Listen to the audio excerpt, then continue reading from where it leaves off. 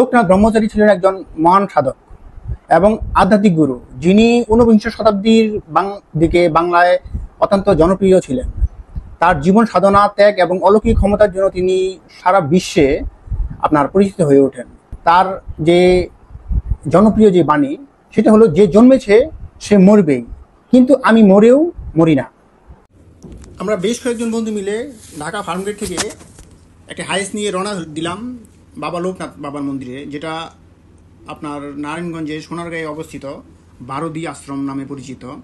বারোদি শ্রী শ্রী লোকনাথ ব্রহ্মচারীর আশ্রম। এখানে অলরেডি আমরা ঢাকা ক্রস করে সোনারগাঁয় পৌঁছেছি এবং আপনারা দেখতে পাচ্ছেন সোনারগাঁর ভিতরের যে পরিবেশ, গ্রাম্য পরিবেশ, একদম কোলাহল মুক্ত, একদম সুন্দর পরিবেশ, গোছানো একটি নারায়ণগঞ্জের মধ্যে গোছানো একটি জায়গা বলা হয়, উপজেলা বলা হয়। এবং আপনারা দেখতে পাচ্ছেন ডান পাশে বাম পাশে বিস্তর জমি, প্রচুর জমি, এবং অনেক কোম্পানি এই জমিগুলো অলরেডি কিনে রেখেছে, কেউ লিজ নিয়ে রেখেছে। এবং ডান পাশে আপনারা দেখার মতো প্রচুর প্রাকৃতিক পরিবেশ আপনারা দেখতে পাবেন। এবং আমরা অলরেডি লোকনাথ বাবার আশ্রমে পৌঁছে গেছি। আপনারা দেখতে পাচ্ছেন এখানে লোকনাথ বাবার আশ্রমে ঢোকার পূর্বে প্রচুর দোকান রয়েছে। বিশেষ করে যারা লোকনাথ বাবাকে এখান থেকে প্রসাদ নিতে চায়, 5 ধরনের প্রসাদের আইটেম নিতে হবে, সাথে অবশ্যই তাল মিছরি নিতে হবে এবং গোত্রটা লিখে দিতে হবে। এবং এটা নিয়ে আমরা প্রবেশ করলাম লোকনাথ বাবার মন্দিরে। এই লোকনাথ বাবার মন্দিরে প্রবেশ করার সাথে সাথেই যেন এক অন্য অনুভূতি। সেম এই জায়গাটাতেই উনি 1890 খ্রিস্টাব্দে বাংলা 1297 জুন মাসের 3 তারিখ এখানে দেহত্যাগ করেছিলেন। এবং মৃত্যুর সময় তার বয়স হয়েছিল প্রায় 160 বছর বলে ধারণা করা হয়। তার মহাপ্রয়াণের পরে তার ভক্তরা বারোদিতে তার সমাধি স্থাপন করেন। এটি আজও একটি প্রধান তীর্থক্ষেত্র। আজও লাখো ভক্ত বিশ্বজুড়ে বাবা লোকনাথকে স্মরণ করেন। তার বাণী এবং জীবন আদর্শ বহু মানুষের জীবনের আশা আলো জাগায়। আর আপনারা দেখতে পাচ্ছেন প্রচুর লোকের সমাগম। প্রসাদ, বিশেষ করে বাল্যভোগ, যেটা সকাল 11টায় দেয়, টিকিট কেটে ঢুকতে হয়। আমরা অলরেডি বাল্যভোগের জন্য টিকিট কেটে ঢুকে পড়েছি। মাত্র 60 টাকার বিনিময়ে একজন 60 টাকার বিনিময়ে বাল্যভোগ আপনারা খেতে পারেন। এবং এখানে এত বড় জায়গায় 1000 জনের মতো প্রায় একসাথে বসে খেতে পারবেন। প্রতিদিন এখানে অসংখ্য দুঃখী পীড়িত মানুষ বাবা লোকনাথের আশ্রমে আসে তাদের কষ্টগুলো জানাতে।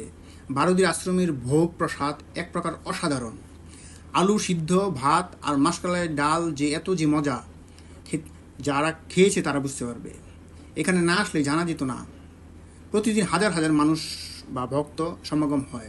এখানে বিভিন্ন পেশার মানুষ, এখানে হিন্দু, বৌদ্ধ, মুসলিম, খ্রিস্টান সকল সম্প্রদায়ের মানুষ বাবা লোকনাথের কাছে আসে তাদের মনস্কামনা পূর্ণ করতে বা পূজা দিতে আসে। বাবা লোকনাথ হিন্দু সমাজের অবতারের মর্যাদা পান, যা বর্তমানে বাংলাদেশের অন্যতম বড় এবং জনপ্রিয় তীর্থস্থান। এখানে দেখতে পাচ্ছেন প্রচুর কবুতর রয়েছে। কবুতরের অভয়ারণ্য বলা হয় বাবা লোকনাথ আশ্রমকে। একজন মানুষেও এই কবুতর টাচ করে না বা ক্ষতি করার কোনো ধরনের চেষ্টা করে না। কথিত আছে বারোদিতে এসে বাবা লোকনাথের কাছে যা চাওয়া হয় তাই পাওয়া যায়। তাই এখানে সব ধরনের লোক, সকল ধর্মের লোকজন সেখানে আসে।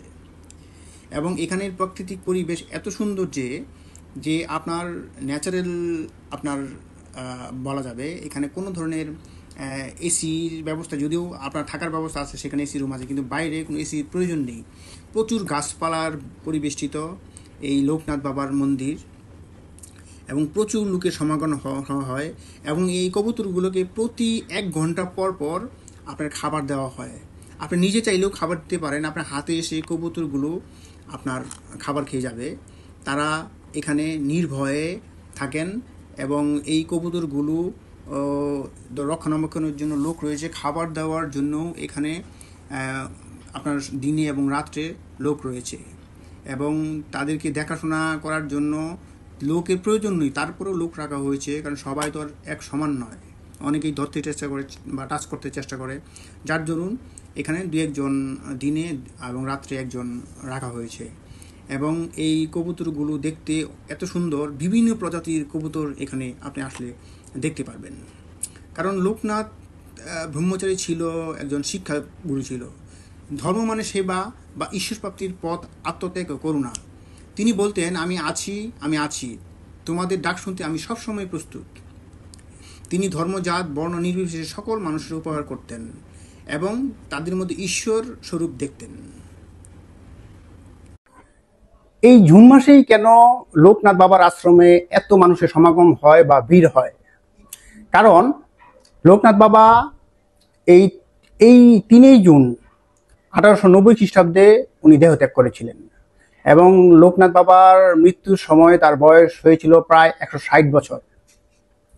তার মহাপ্রয়াণে তার ভক্তরা ভারতীতে তার সমাধি স্থাপন করেন এবং এটি আজও হিন্দুদের প্রধান তীর্থস্থান এবং যার দরুন এই জুন মাসেই সবচেয়ে বেশি লোক সমাগম হয় বারোদির এই লোকনাথ বাবার আশ্রমে।